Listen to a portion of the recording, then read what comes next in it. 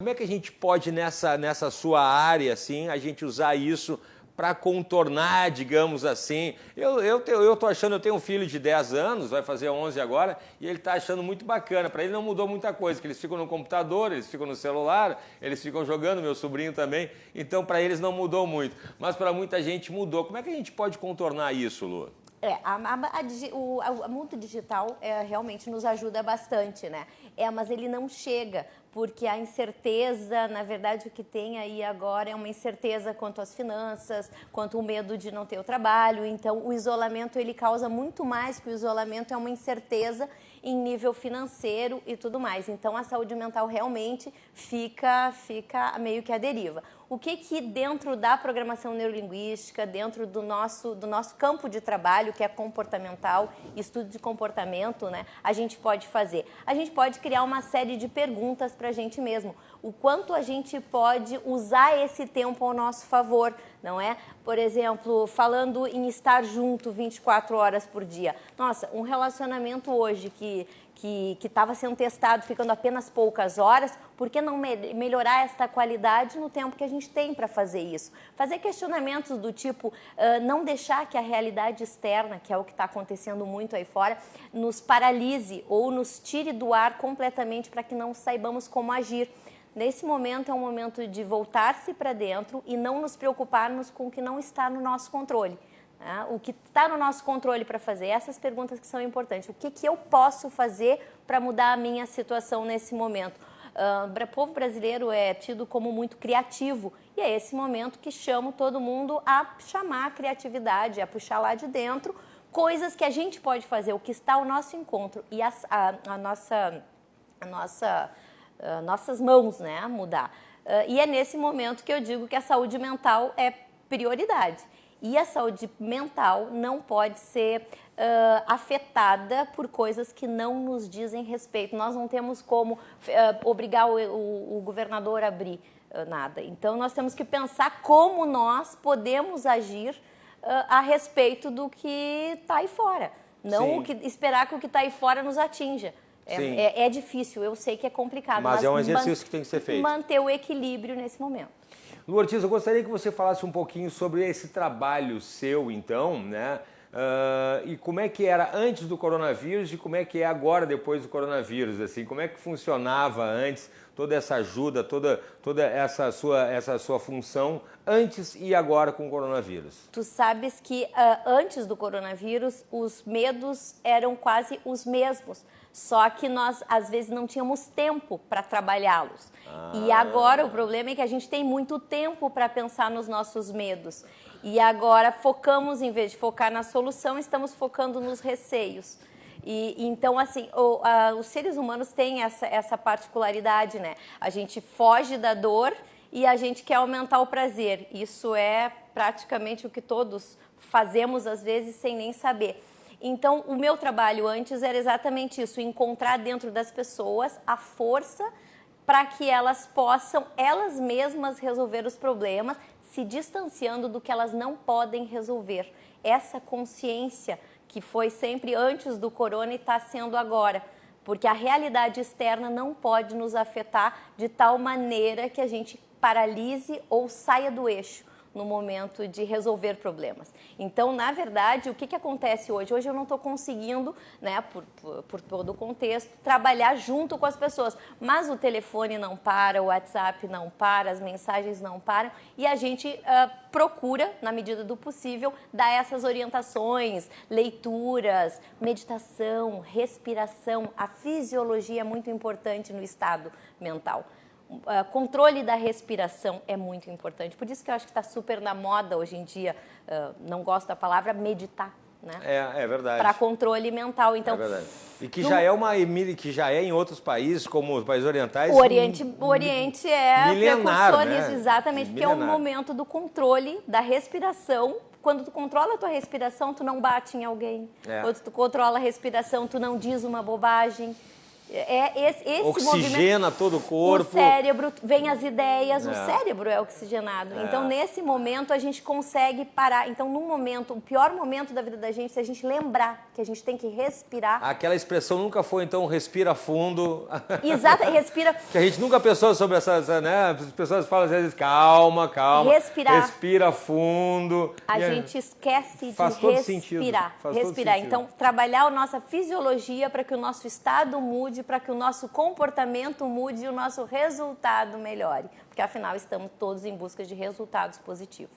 Pois é, interessante que você falou ali antes que os medos são os mesmos, só que antes a gente está falando sobre a respiração do Oriente e do Ocidente. O Ocidente tem uma característica que a gente parece que é uma parte do planeta que culturalmente a gente vive no automático, assim, né? A gente vive, a gente trabalha, a gente acorda de manhã, a gente tem os objetivos, a gente compra, consome e tal, e a gente nunca para pensar. E parece que agora, obrigatoriamente, a gente teve que parar para pensar. Então eu acho que isso até não é questão que seja ruim ou bom, mas é que assustou. Eu acho que muita gente... Porque, como você falou, as pessoas foram obrigadas a pensar um pouquinho na sua vida, a refletir um pouquinho, né? Esses dias eu vi um texto muito bonito, assim, dizendo que agora a gente tem um tempo, querendo ou não, para refletir, para pensar, e às vezes a gente se confronta até com coisas que a gente botava para o lado, dizia, com a desculpa, depois eu vejo, depois eu dou uma olhada, isso aí, a vida é assim mesmo, eu não tenho tempo para nada, né? Aquela desculpa, essa também não existe, né? Quando a gente quer alguma coisa, a gente sempre, né? Se eu chegar um amigo meu, fala para mim assim, se você tiver um apartamento, eu não tenho dinheiro para isso, se eu chegar e dizer que um apartamento custa 100 mil, e eu disser para que eu vou lhe vender por 20 mil, você não tem os 20 mil, mas você vai arranjar, porque um apartamento de 100 ou você está lhe vendendo por 20, você vai dar um jeito. E o tempo é a mesma coisa. Quando a gente quer, aquela coisa de dizer que não tem tempo era uma desculpinha aqui, e agora a gente tem esse tempo. E aí como é que fica, né? Pois é, a gente procrastina muitas vezes coisas por medo de resolver e se deparar com elas. Só que esse momento nos deparamos mesmo, não tem como não. Exatamente, a gente chegou num momento em que a gente tem que olhar para si, olhar para dentro. E agora a gente tem tempo para isso, não tem nem a desculpa do corre-corre.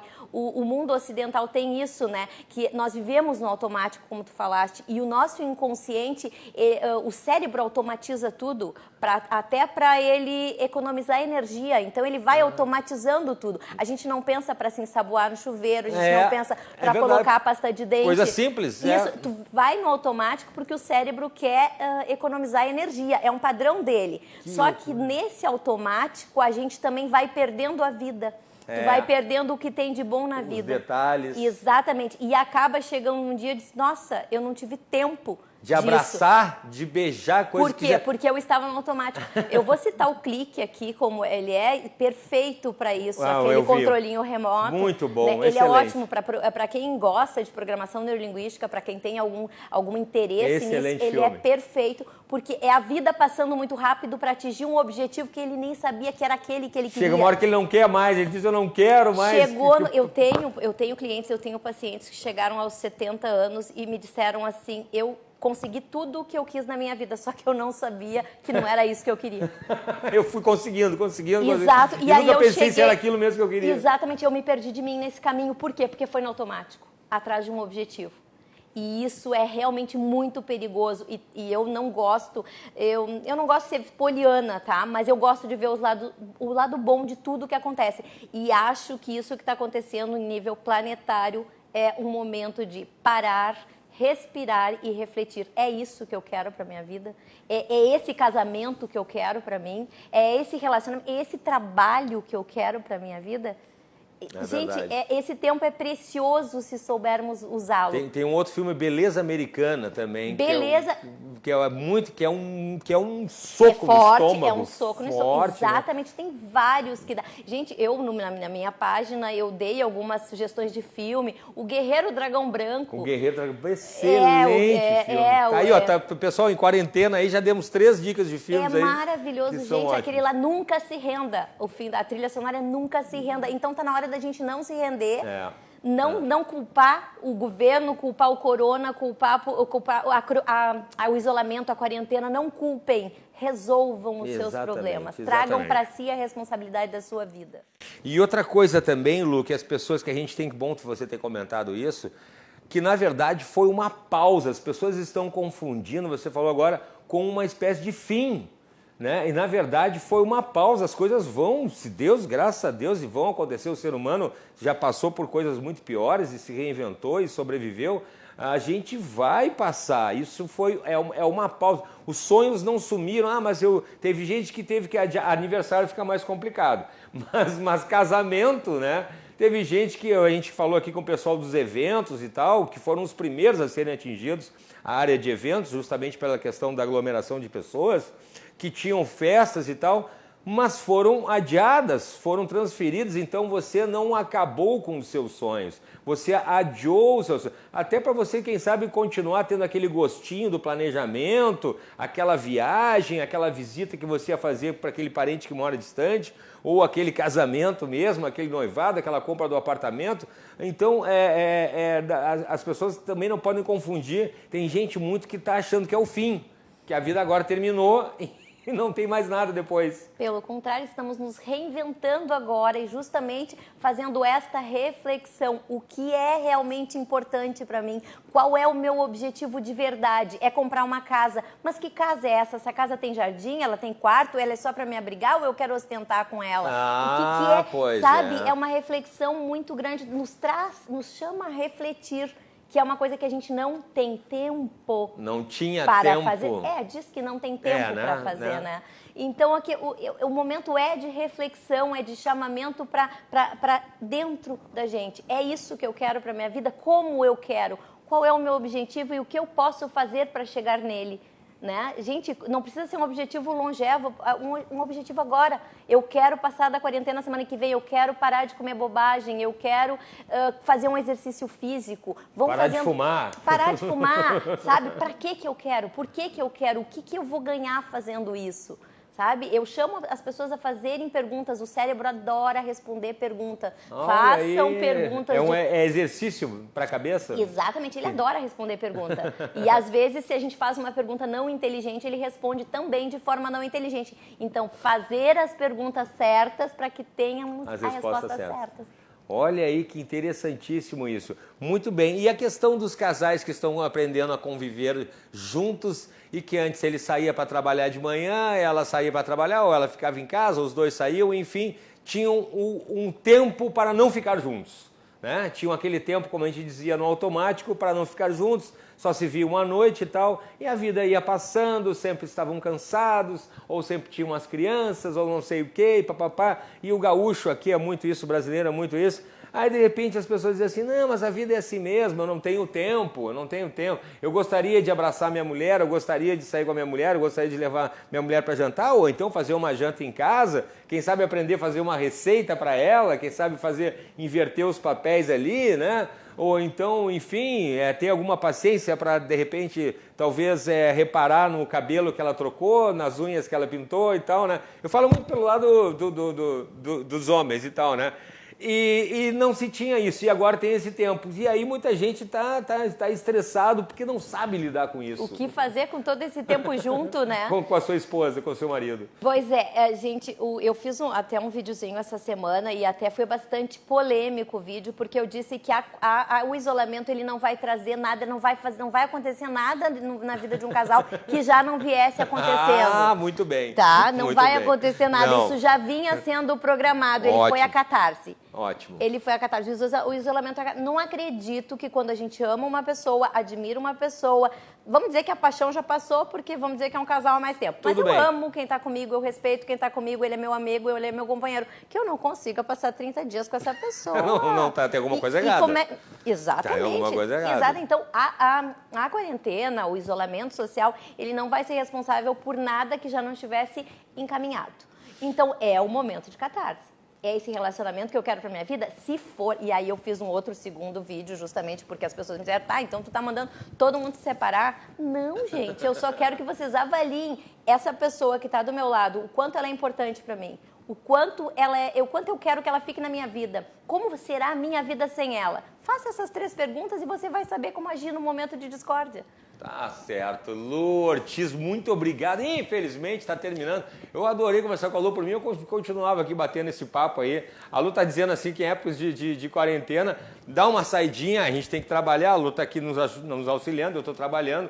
A gente aproveita bastante. Voltando ao que nós estávamos falando, né? Dando valor àquelas pequenas coisas que a gente... eu tenho que sair de casa, eu tenho que ir lá fazer não sei o quê. Hoje em dia as pessoas... que bom que eu tenho que sair, que bom que eu tenho que fazer. É um evento. É um evento. É um evento. Guardadas as proporções, virou um evento. Lu Ortiz, muito obrigado pela participação, viu? Eu vou chamar provavelmente você aqui outras vezes aqui. Eu que agradeço. Para a gente administrar melhor e tirar o melhor proveito desse tempo, dessa quarentena. Muito obrigado, viu?